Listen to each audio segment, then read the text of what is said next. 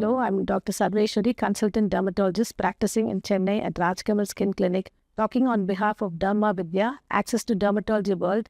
Today we'll be discussing about vitiligo and how it affects the skin and who it affects, what are the causes, how does it affect patients emotionally, and what treatment can be given and lifestyle management. Vitiligo, as in layman's term, is called as leukoderma. It is a type of autoimmune disease. In our body, we have immune cells which are meant to fight against invading bacteria or fungus or any other foreign organisms. But here, our own immune cells are destroying the pigment-producing cells called melanocytes, which produce the pigment melanin. So that's why the patient gets white patches anywhere on the body. It might be a localized type, or it might affect one side of the body, which is called segmental, or it might affect the entire body, which is called universal vitiligo. So, depending on the site of the vitiligo, our treatment also varies. Who gets vitiligo? There is some genetic predisposition for this condition. So, it might not affect every generation, but there is a genetic predisposition. About 30% of vitiligo patients have at least some parent or some sibling affected by this vitiligo. And then sometimes certain chemicals can produce vitiligo-like lesions, which are treatable, unlike vitiligo. Even vitiligo is treatable, but it can come back. These chemicals which can cause this vitiligo-like patches are used in the rubber industry, like antioxidants in rubber industry called monobenzyl ether of hydroquinone or phenolic compounds. All these can cause vitiligo-like patches.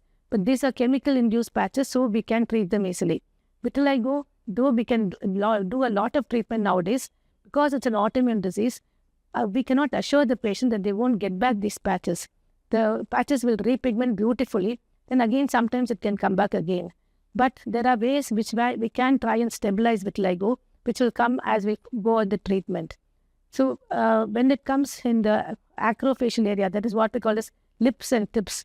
When it comes in the lips and the tips of the fingers, these are all hairless areas. So the pigment, when we give any therapy, will have to come from the pigmented hair follicle.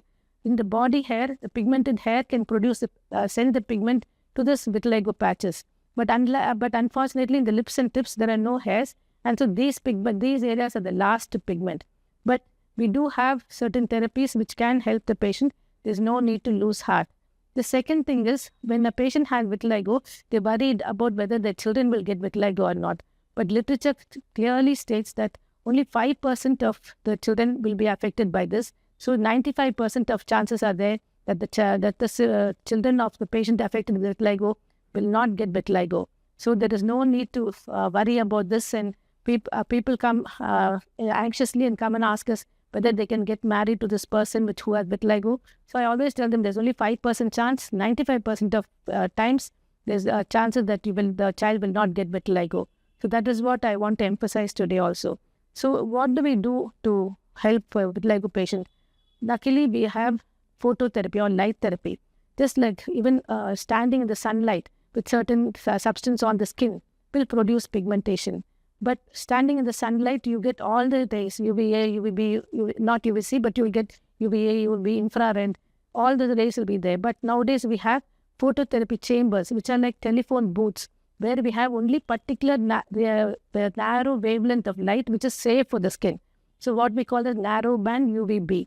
That is very safe to give for the skin. Even pregnant ladies and children can have this narrowband UVB phototherapy. Narrowband UVB phototherapy will not only repigment the depigmented patches, but they will also stabilize. They will prevent new patches from coming. So that is one way of stabilizing vitiligo also.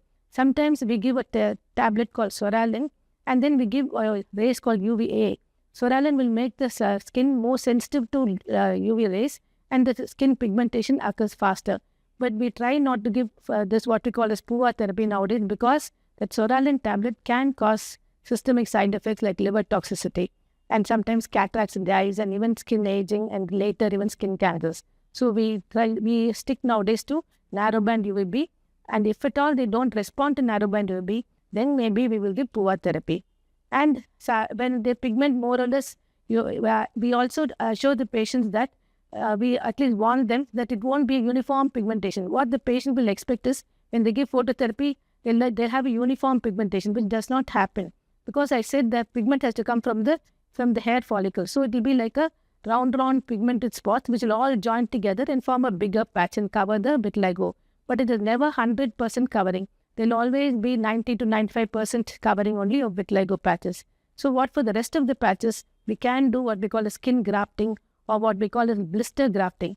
Blister grafting, what they do, they just make a blister and take only the pigment producing cells, the melanocytes alone, and that is transferred. So you won't get a scar also when you do this blister grafting. That is one way of treating vitiligo also. So with all these facilities, we can give a reasonable satisfaction to the patient.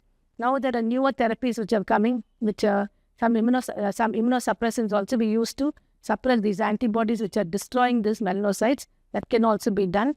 So no need to lose heart about vitiligo.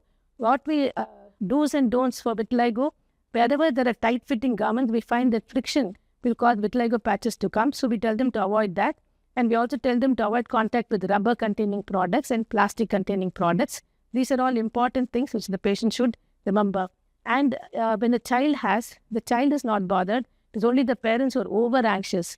So we cannot treat the child aggressively. So it is our duty to reassure the patient. Parents need more reassurance than the child.